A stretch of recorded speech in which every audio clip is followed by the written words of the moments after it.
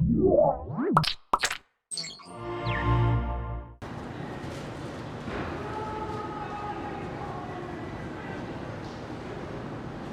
episode of iFanboy is brought to you by GoDaddy.com and Netflix.com.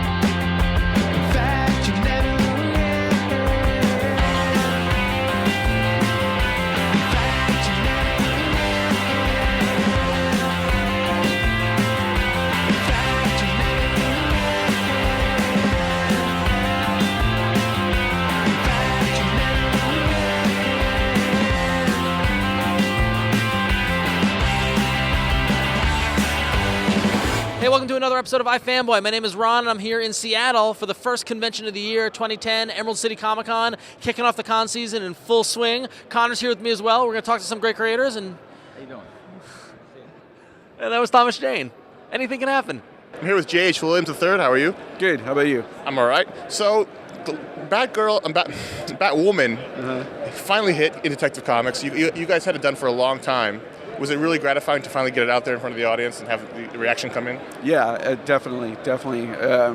I knew it would be successful, but I didn't think the response was going to be as overwhelming as it has been. Yeah, it's a really high-profile book, and you've been known for books like Promethea, which is very high-profile, but this is a book that's very upper echelon. It's the biggest book at DC in terms of the name value. It's the name of the company. So were you trying to get your name out there in bigger, or was it just you wanted to work with Greg?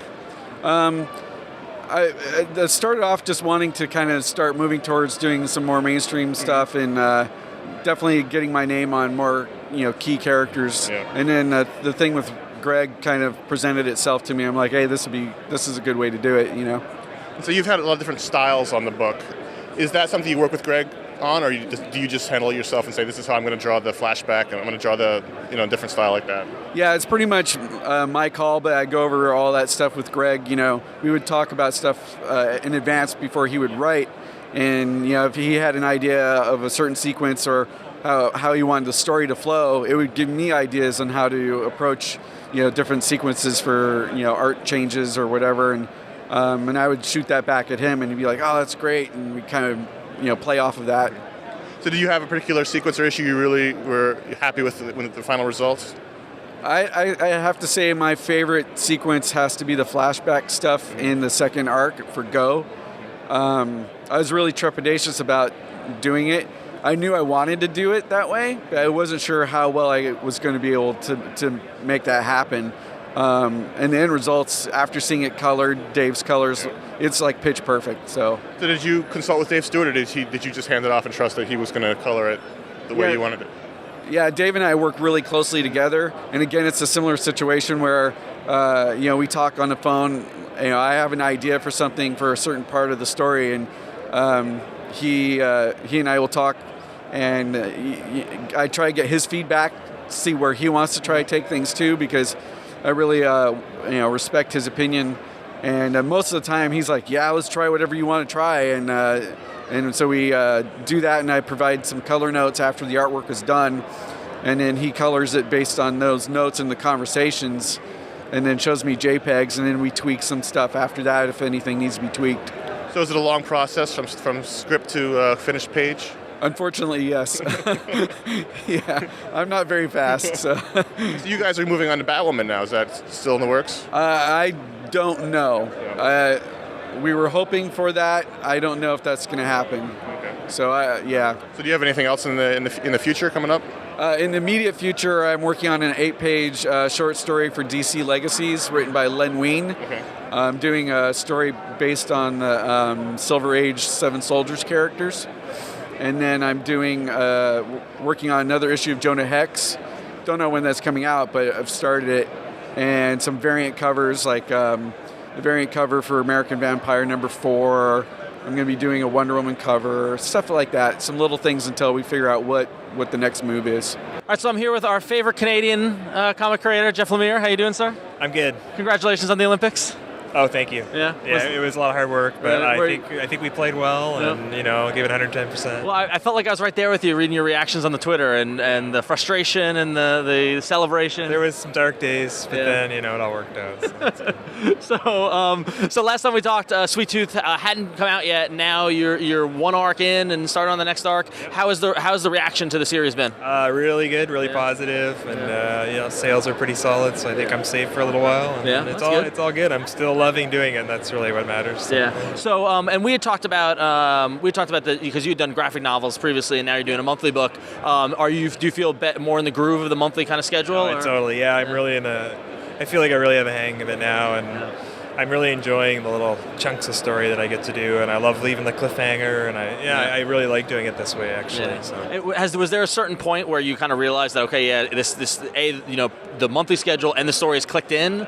Or I think the start of the second arc, really, I felt like it was all me again. Like I really felt like I had my footing, and second arc. That's cool. Excellent. So it really has been similar to your other stories. It's been an emotional roller coaster. Really? Yeah, I think it has, right? Because you've built up these great characters and made us connect with it. And the moment that you're feeling for them, you kind of rip the heart out from it. Why do you keep breaking my heart every issue? I don't know, man. I promise there's some good things coming for people. It's not all going to be doom and gloom. So I just have to put them through a bit of hell first. So. Right. Yeah. So as you develop the characters in the story, I'm sure you have like the kind of main, kind of story arc planned out. Yeah, but are other stories kind of like as you create this world? Is it spinning? Yeah, if I find the cast is growing unexpectedly, and then as soon as I add new cast members and sort of start to get to know them, then I want to tell more of their story. So then the whole thing starts expanding, which is really cool. That's the great thing about the monthly thing is you have the room to do that. And that's awesome. Kind of creating your own little kind of universe type thing. Yeah, totally. Yeah. So, excellent. So in addition to Sweet Tooth, we've been keeping track of your blog and doing some great sketches. I know you've been doing some great commissions. When people come to you looking for some art or looking for a specific character, how do you approach it? Like, because your style is different. Like you're doing Captain America here. Like it's not the typical kind of superhero drawing. Yeah, I just try to do it my way because I don't know. There's enough of that other crap out there. I'll give them my crap. Cool, excellent.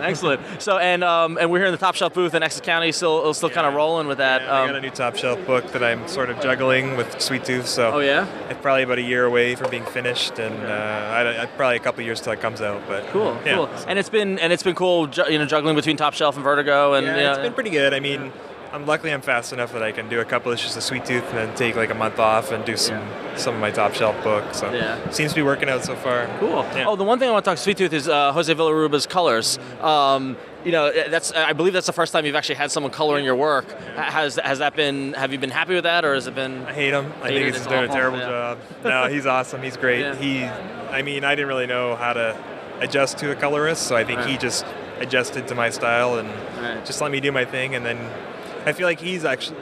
I always liked his work right from the first issue, but I think we've both really found like our voice on the book now in the second arc, and his stuff's stunning now. I think it's great. Right. So. Do you give him suggestions or guides, or he just does it all? Right? Really? Yeah, I trust him. I mean, he's such a great artist. So if there's something like really specific to a plot, like this thing needs to be this color or whatever, but other than that, it's just he just goes. Thanks to Netflix for sponsoring this episode of iFanboy. Netflix has over 100,000 movies available. You can get them on DVD, you can get Blu-rays, you can get them streaming. You can get unlimited streaming if you have a Roku box, if you've got a PS3, if you have an Xbox. And in the spring, if you have a Wii, you can stream all your movies from Netflix. If you go to www.netflix.com/iFanboy, you can get a 2-week free trial. Make sure you use that whole URL. Check it out, Netflix today.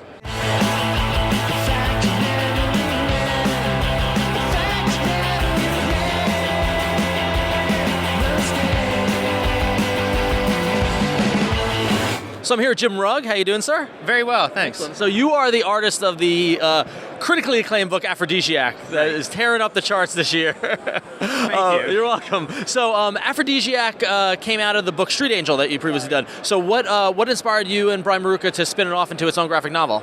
I think we just liked the character. In the process of, he was a supporting character in Street Angel. We came up with a bunch of more ideas than made it into Street Angel, and so we just wanted to keep doing stories with the character. Yeah. So when the book came out, and like I said, we've been joking, we've been talking about it on iFanboy, and everybody else, some of the other podcasts been talking about it. Thank you, by the way. You're welcome, of course. Have you been a lot of support from podcasts, and a lot of people coming up at the show. Yeah. So we're very thankful for that. It's been great. Well, did you think that the book would hit with such an audience this quickly, or no? It's been an excellent surprise. Yeah. So and so for those who haven't read Aphrodisiac, how would you describe it in your own words? It's the '70s blaxploitation comics equivalent of a blaxploitation film that never really existed because of the comics code, I suppose. So we're rewriting history a little bit to put this character back. Right. And one of the things that I love about the book is, it's got the blaxploitation and all those kind of jokes, but it seems like a love letter to 70s comics. That's true. I'm a big fan of that stuff. In fact, I bought a stack this morning before the show opened of some back issues, so that's kind of a sweet spot as a comics fan for me. Yeah. And more than blaxploitation too is just exploitation film in general. I have there's a monster story in it, for example, and horror elements. So it's a little bit. The hero's obviously from blaxploitation films, but I think the whole thing is more of an exploitation B movie. Even B-level comics from the 70s, the Son of Satan's and the Power Man and Iron Fist. Yeah. Well, and it seems like you guys are just having so much fun, like coming up with different origins and doing all those kind of spin-offs. I mean, is there stuff that didn't make it into the book? Oh, yes. Yeah? There's a lot. There's quite a bit. There's we had a volume 2 that would have been like a 90s version of the character that didn't make it in. Yeah. So a lot more didn't make it in than made it in. Yeah. So could we see Aphrodisiac Volume 2 somewhere down the road? Or? Possibly. Yeah. We haven't started working on one. We're not sure what we're doing next because right now I'm drawing the Guild for Dark Horse. Cool. Yeah. So I'm not sure what Brian and I will be doing as our next project, but that's something we kick around. Yeah, totally. And I want to talk to you about the Guild, but first on Aphrodisiac, one of the cool things about it too is also with the art. While your art is great, I love the plain Janes and love your line work, but some of the post-production on the art, the aging and the distress, how much of a factor was that in putting the book together? I mean, the production work of it, was that just as much as the penciling, or?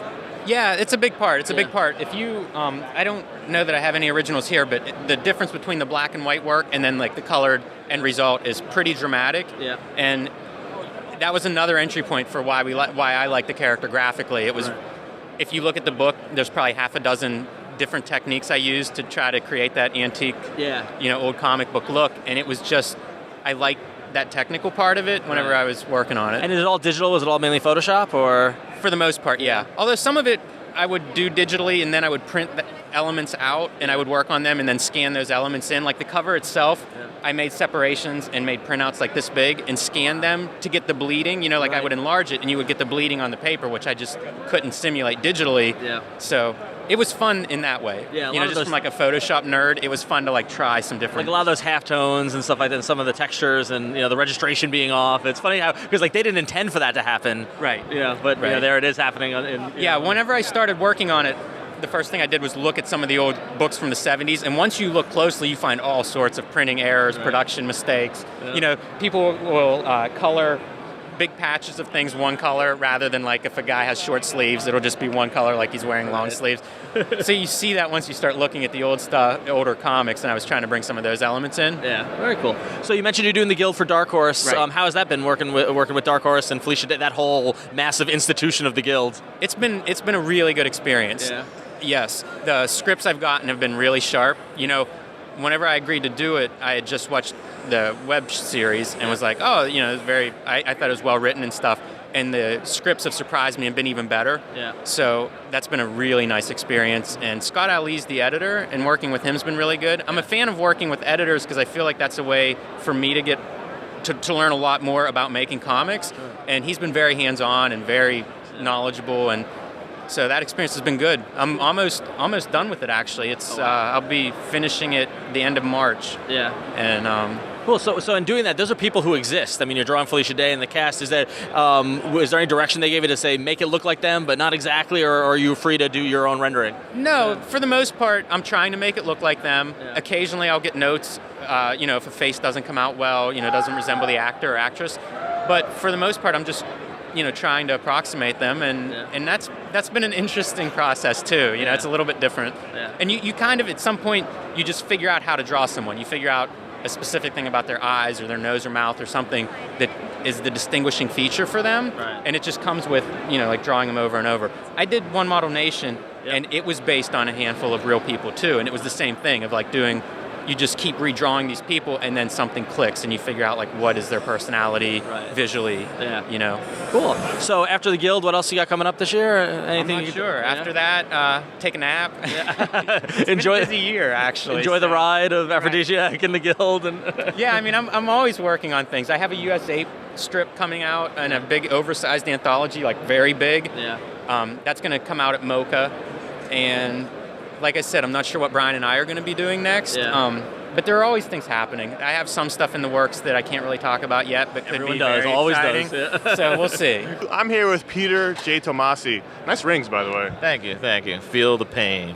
Now, you guys have been the story of the con. You and Jeff, you're the whole Green Lantern crew in this table. You have lines down the whole building the entire time we've been here.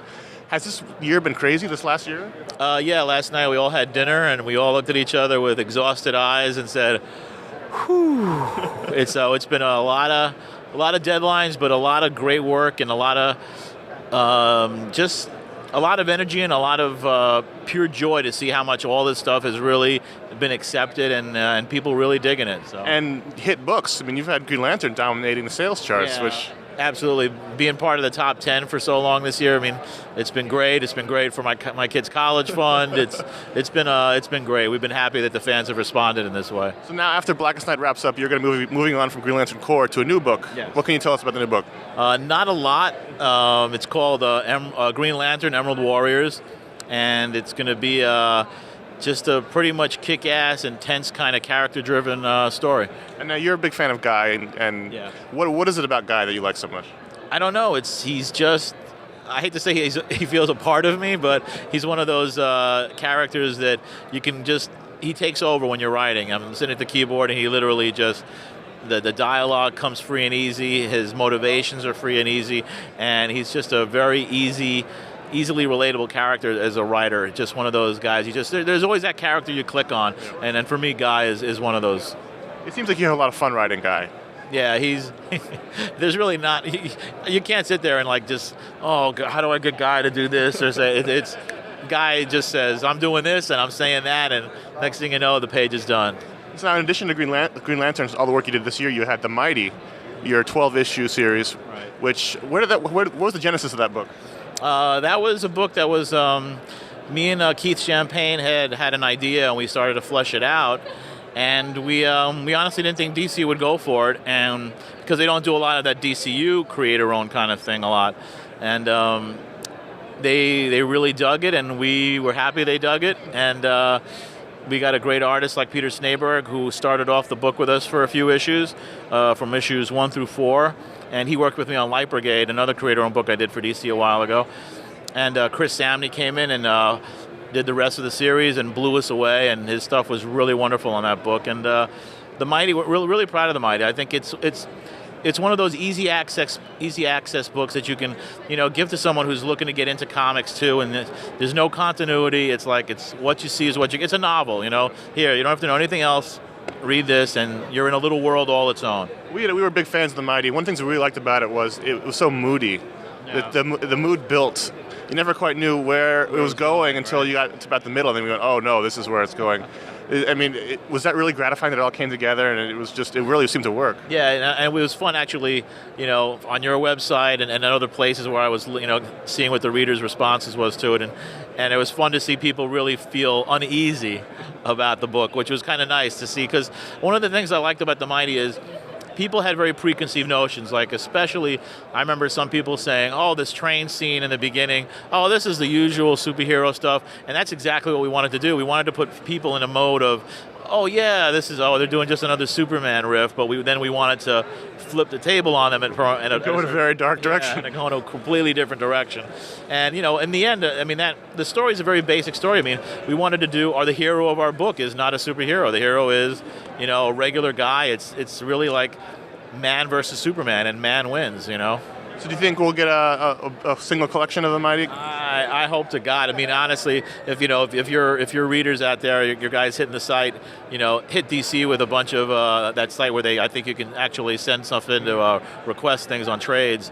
just please collect the mighty in one volume, because I think It's like a novel. It's like a novel. It really is meant to be in one spot. And I think even just for fans and not people like I said trying to get into comics or in a store wanting to get something that's not continuity driven, to have it in 2 separate volumes is a little bit of a hassle, so I hope they do it. I want to thank GoDaddy.com for sponsoring this episode of iFanboy at the Emerald City Comic Con. With GoDaddy, you can get their secure certificate, which gives your users ironclad protection of all their personal and financial data. Everybody's worried about privacy on the internet. GoDaddy's the way to go to protect you and your users. If you use coupon code FAN8, you get 10% off any order. Or if you want to look at some of the other offers, go to revision3.com/GoDaddy, scroll down to the iFanboy section and get all the iFanboy coupon codes for GoDaddy. GoDaddy.com, get your own piece of the internet today.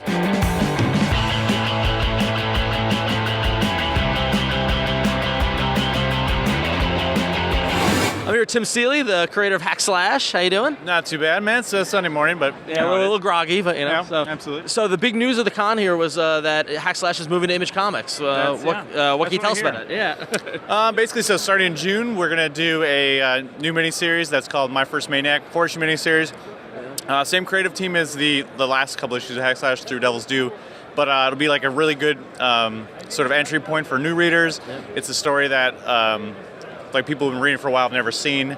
And it'll be cool. Have the big Image eye on it, and like let us reach more people, and also let me like sit by Jim Valentino and Raul Liefeld during panels, which is really it's pretty much all I wanted anyway. It's pretty cool. Yeah, I saw you at that panel. Yeah. I was out there with the stars, Yeah, it was awesome. So Hackslash is one of those books that has a huge cult following. That a lot of people, diehard readers, but also hasn't really broken out into like the mainstream stuff. So for people who haven't heard of Hackslash, what is it? Yeah. Basically, it's sort of it's a horror comic, but it's a kind of also comedic horror comic with a lot of like real character-driven storylines. But it's about a girl named Cassie who is sort of the last girl left over in all those horror films, like the sort of standard final girl character who uses her skills at killing like the unstoppable undead killer, the slasher, to take it on the road and fight other slashers. So it sort of allows us. Her story kind of takes place in the world of horror movies, and actually like. I was talking to Scott Alley, who does Hellboy, and he pointed out to me, it's kind of like Hellboy, except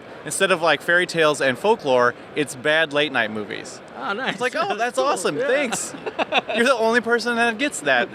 But so that's kind of what I think of it as. It's sort of that like, it's really fun. It sort of pays homage to a lot of the great, sort of exploitation films, but it also is really about these two characters, Cassie and Vlad, and their sort of weird relationship and kind of how it is to like live on the road. Yeah. So cool, excellent. And this isn't the first time you worked with Image. I mean, you had that one shot that just came out, Colt Noble, right? Noble, and I did Loaded Bible through Image. Yep. And actually, like when I first started Devil's Due, I think the first book I ever put out incidentally came through Image. Right. Love Bunny and Mr. Hell. So, in a weird way, I guess they were where I started. So, but I mean, that was just because I was lucky. But but I really like working with Image, and as a kid, I was so excited for when they formed. When I was 13, I went to the Image launch party at Chicago Comic-Con. It was like, oh, you were there? You were at that? There, wow, yeah. That's cool. It was because my parents drive us down there, and we were like, oh my gosh, Tom McFarlane. But so and then the books that I read now are all Image books. So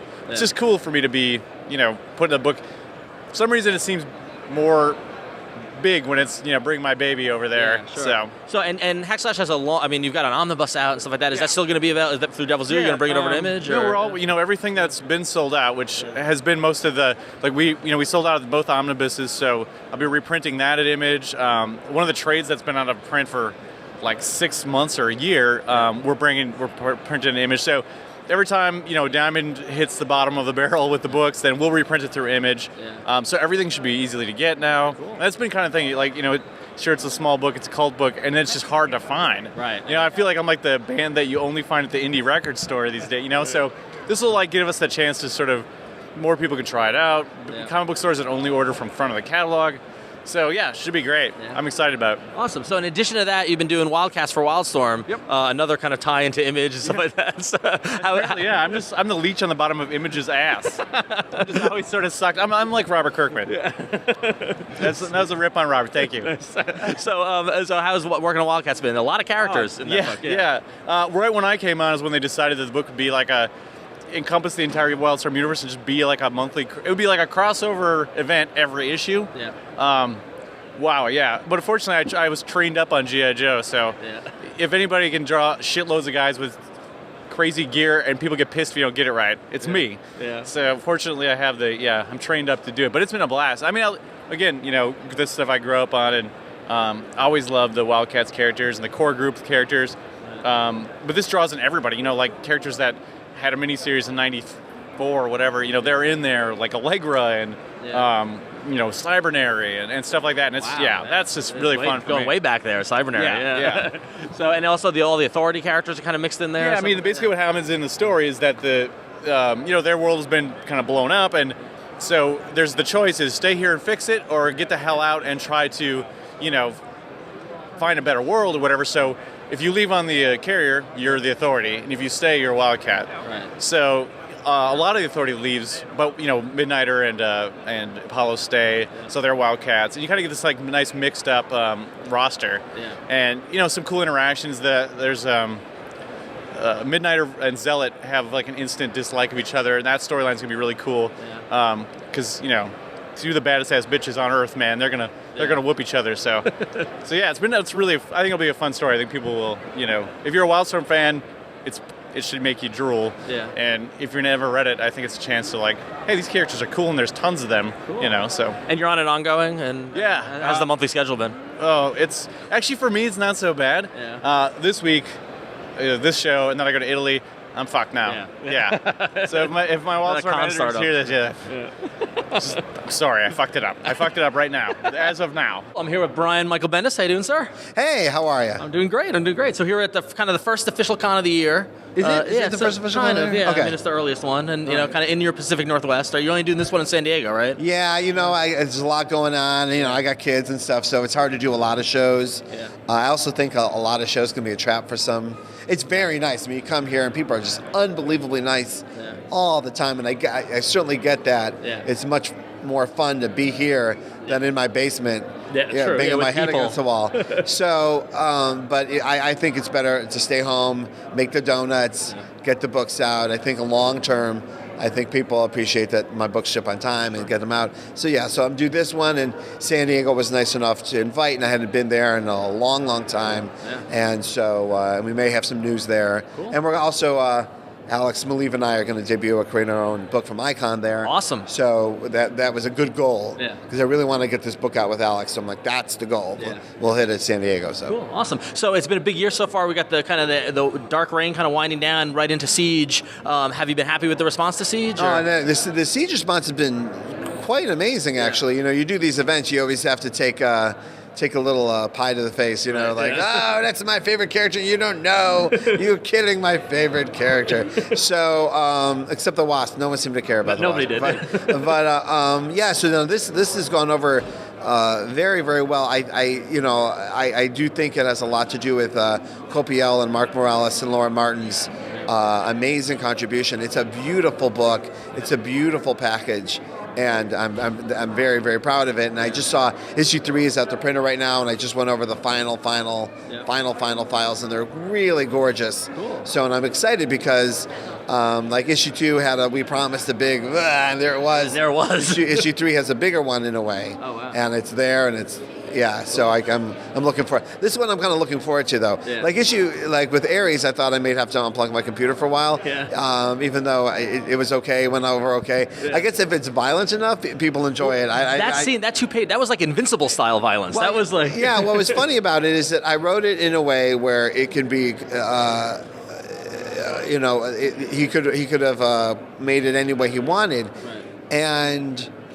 I was shocked when I saw it. I was like, "Wow, that's almost in 3D." Is that was, and then I was like, "Oh, they're never going to print that." So I'm not going to stay on the way of it. I'm just to see what happens. Yeah. And then it just got inked and got colored, and I was like, "Oh, they're going to print it." Yeah. Here comes Lower Intestines at a theater near you.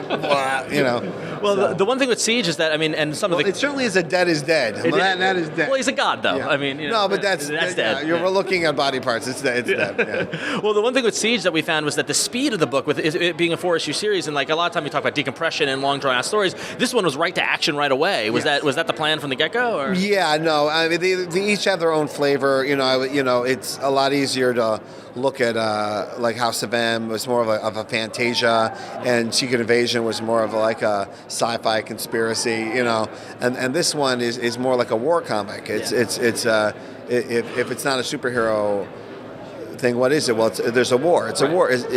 So it's written that way. And in war, there's battle, and they're in battle. They sit around talking about battle. They get into battle. So that's how this was put together. I felt.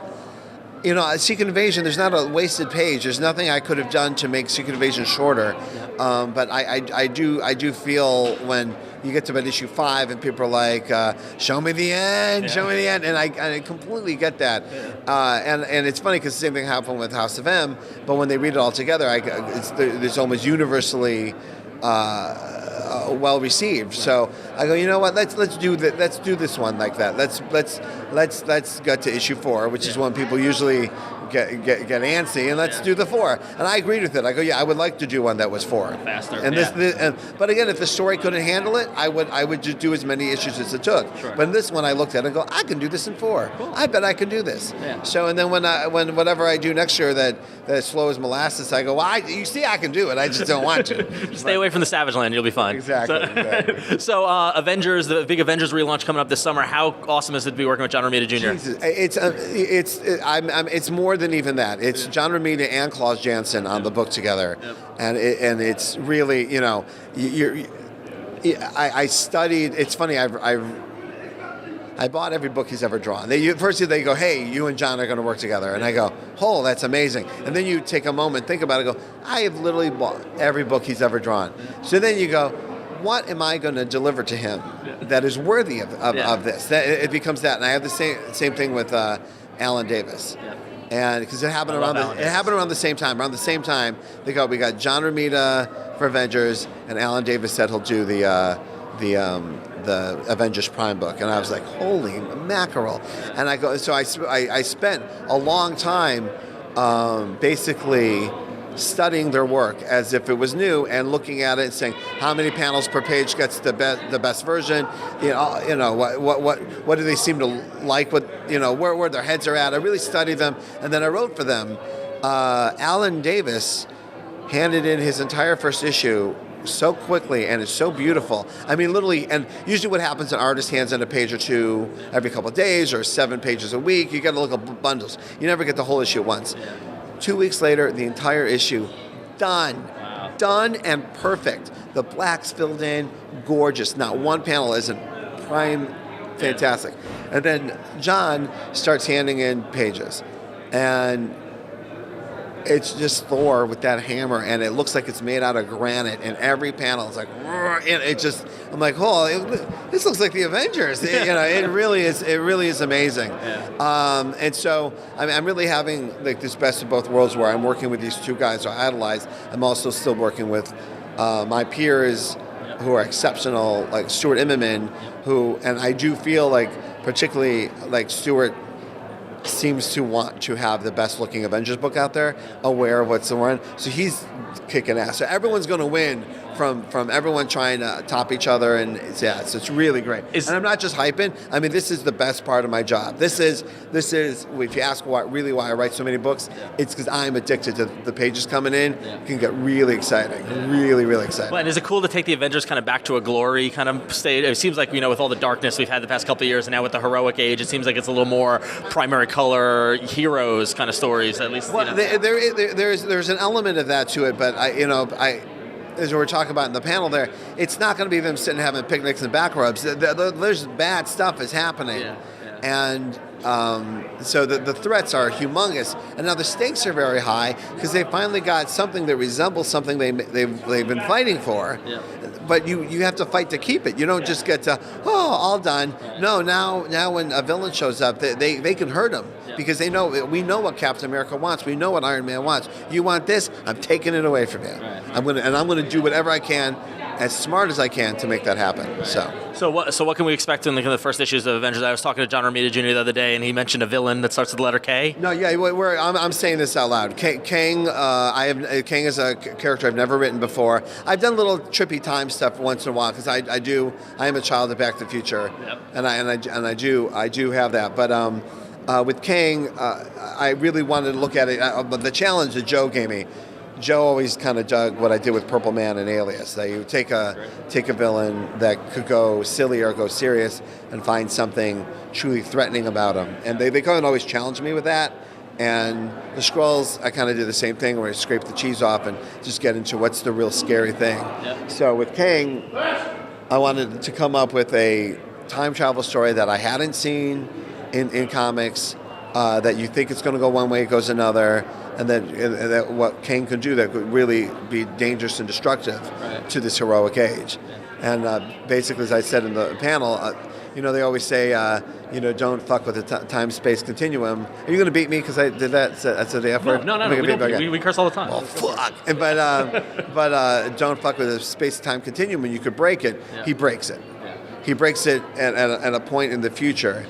But he comes to the Avengers and he says to them, basically, it's hilarious because it's a Back to the Future too. He goes, "Your kids fucked up the future. You have to come help me." Nice. So when they go there, you already, it's your kids. Yeah, it's the kids. So who are the kids? And the kids are the next Avengers. And a lot of comic fans, I don't think have even seen this really great Avengers cartoon that came out last year, starring the next Avengers, which are the Avengers kids that grew up in a bubble, not ever meeting their parents. So we're going to have the comic book debut of the next Avengers, and the Avengers would meet what could be their kids, a version of what could be their lives in the future. But what will happen because of what Kang has done is that there's a huge break in the time-space continuum that has all of the future worlds of what could be Marvel in the future. Anything from Age of Apocalypse to the Old Man Logan stuff to 2099 Spider-Girl. So many different directions. Yeah, it all starts eating each other's face, and the Avengers are right in the middle of it. Yeah.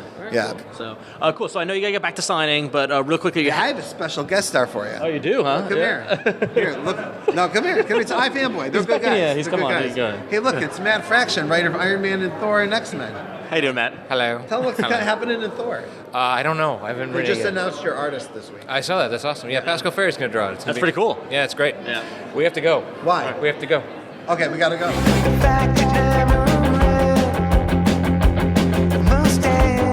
That's the first con of the season. It's over in the books. We are tired, but we talked to lots of people. We had lots of fun.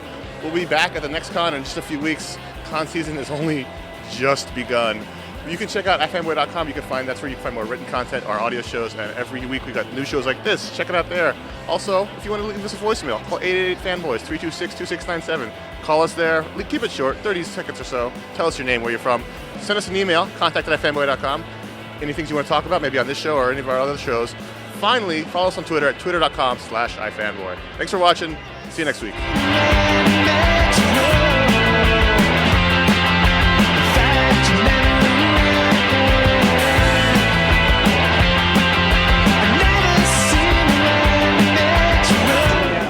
He looked like, in this documentary, the guy looks like dead.